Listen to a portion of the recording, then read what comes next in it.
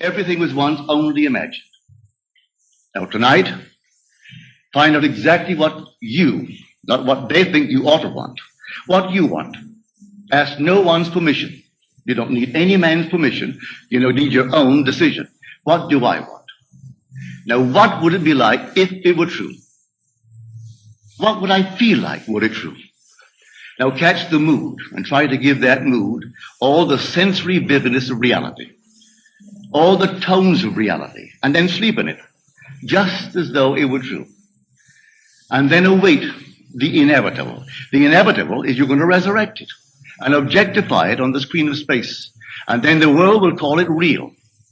And they may not believe you. It doesn't really matter. If you tell them it came to pass because you simply imagined it. Now, they'll point to the series of events that led up to it. And they will give credit to the bridge of incident across which you walk towards the fulfillment of that state. And they'll point out some physical thing that was the cause.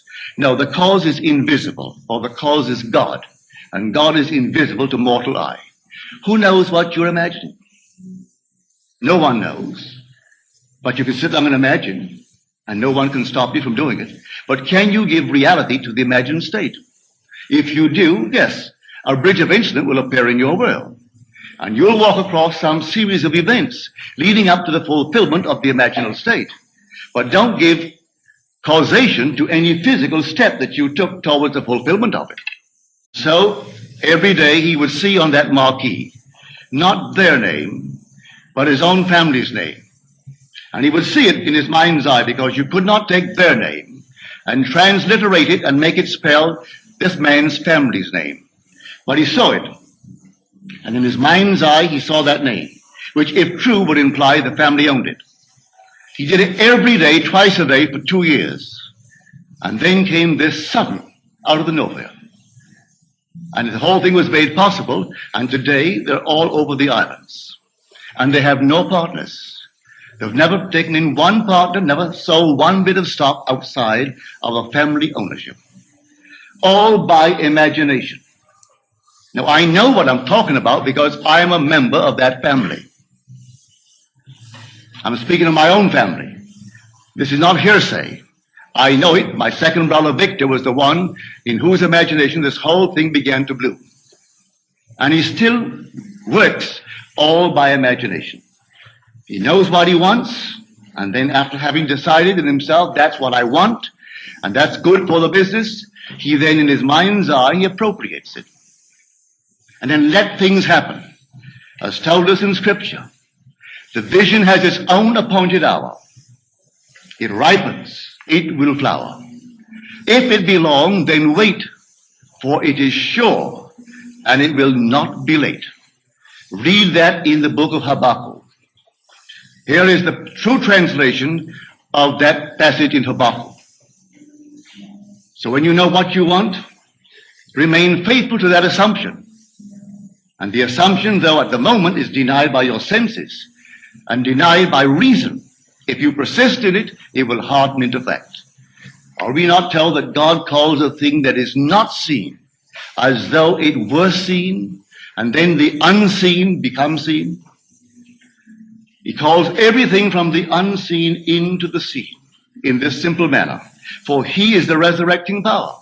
So if I assume that I am, I don't have to have evidence to support it. I assume that I am. I am what? Well, I name it.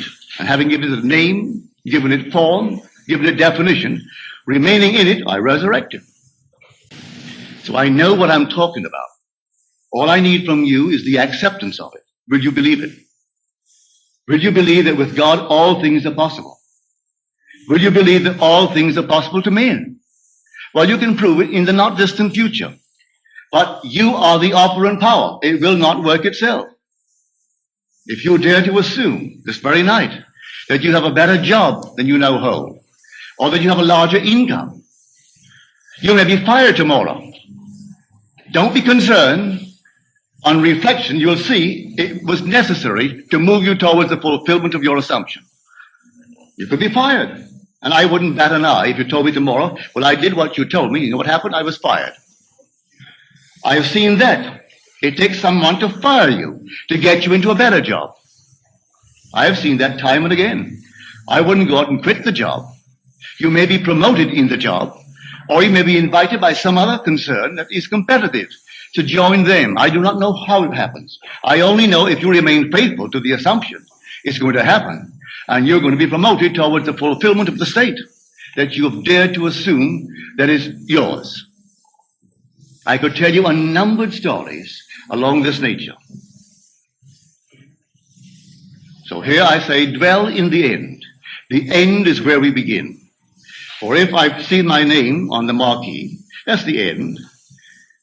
I don't wait for the incident to take place in my world to move from one to the other, leading up to that. I dwell in the end. If I go to the very end, what would it be like were it true?